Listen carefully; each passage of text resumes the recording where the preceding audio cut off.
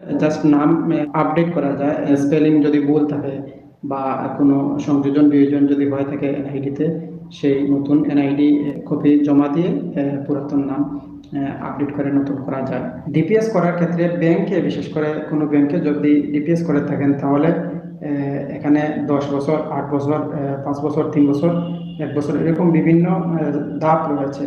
So যখন DPS করবেন সর্বোচ্চ ডিপিএস করতে পারেন। মার্কেন্টাইল ব্যাংকের একটা উদাহরণ দিচ্ছি। এখানে 10 বছরের জন্য ডিপিএস করলে, আর যদি 8 বছরের মাথায় যদি ক্লোজ করেন তাহলে ওই 8 বছরের লাভ পাবেন। যদি 5 বছরের মাথায় 5 বছর ডিপিএস চালিয়ে 10 বছর হওয়ার আগে 5 বছর হয়েছে, 5 বছর অতিক্রম হয়েছে, তখন আপনি ক্লোজ করতে পারেন। 5 বছরের জন্য যে লাভ আসে ওই লাভটি নিয়ে মূল টাকা উত্তোলন করতে পারেন। আয়কর রিটার্ন যদি জমা দেন আয়কর অফিসে, অর্থাৎ প্রত্যেক উপজেলা আয়কর অফিস রয়েছে, আপনার লাভের অংশ থেকে অন্তত ওই যে ব্যাট যে অংশ আসে সেখান থেকে 5% ব্যাট বাঁচাতে পারবেন। সো এভাবেই ডিপিএস করা যায়। তারপরে 3 বছর যদি হয়, ধরেন আপনি 10 বছর, 8 বছর বা 5 বছরের জন্য ডিপিএস করেছেন, কিন্তু 3 বছর অতিক্রম হওয়ার পরে 37টা কিস্তি, অর্থাৎ 37 মাস অতিক্রম হওয়ার পরে যে পেমেন্ট রয়েছে, প্রতি মাসে যে টাকা জমান, ওই টাকাটা পরিশোধ জমা দেওয়ার পরে যখন 37টা মাস অতিক্রম হবে, এরপরে ক্লোজ করলে 37 মাসের জন্য লাভ পাবেন। কিছু কিছু ক্ষেত্রে অনেক ব্যাংকে 1 বছরের জন্য ডিপিএস থাকে না। যে ব্যাংকগুলোতে 1 বছরের জন্য ডিপিএস রয়েছে সেখানে 1 বছর অতিক্রম হওয়ার পরে ওই 1 বছরের ডিপিএস এর লাভ পাবেন। এভাবে ডিপিএস ক্লোজ করা যায়।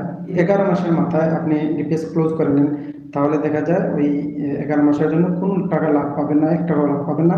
এখানে শুধু 11 মাসে যে টাকা জমিয়েছেন ওই টাকাটা ক্লোজ করে নিতে পারবেন। এখন ডিপিএস ক্লোজ করার ক্ষেত্রে কি কি করতে হয়? ডিপিএস ক্লোজ করার ক্ষেত্রে যে ডকুমেন্ট দেওয়া হয়, যে ব্যাংকগুলো ওপেন করার সময় যদি আপনাকে কোনো কাগজপত্র দেয়, হলুদ কাগজ, তাহলে ওইটা জমা দিতে হয় ক্লোজ করার সময়। আর যদি কোনো কাগজপত্র দেওয়া হয় না, তাহলে এখানে চিন্তার বিষয় নয়, কোনো ধরনের দুশ্চিন্তার প্রয়োজন নেই। এখানে শুধু ওই ব্রাঞ্চে গিয়ে অ্যাপ্লিকেশনে সিগনেচার দিলেই আপনি ক্লোজ করতে পারবেন। এবং অ্যাপ্লিকেশনের ফরম্যাট রয়েছে কিছু কিছু ব্যাংকে, ওই ফরম্যাট ফিল আপ করে সিগনেচার দিয়ে জমা দিবেন। আর যদি কোনো ফরম্যাট না থাকে, ফর্ম না থাকে, তাহলে নিজে অ্যাপ্লিকেশন করে ইংলিশে বলেন আর বাংলা বলেন, ওইটা জমা দেওয়ার পরে ক্লোজ হয়ে যায়। সো যখন ক্লোজ হয় তখন সেভিংস অ্যাকাউন্টে টাকা চলে আসে। ডিপিএস ক্লোজের ক্ষেত্রে দুইটা পদ্ধতি রয়েছে। একটা হচ্ছে ডিপিএস যখন ওপেন করবেন তখন কিছু কিছু ব্যাংকে সেভিংস অ্যাকাউন্ট খোলা হয়। এরপরে সেভিংস অ্যাকাউন্টের সাথে ডিপিএস ঠেক করা থাকে, ওই সেভিংস থেকে ডিপিএস এর প্রতি মাসে টাকা কেটে নেওয়া হয়। তারপরে ওই ডিপিএস ক্লোজ করার পর সেভিংস অ্যাকাউন্টে টাকাটি চলে আসে, তারপরে সেভিংস থেকে উত্তোলন করা যায়।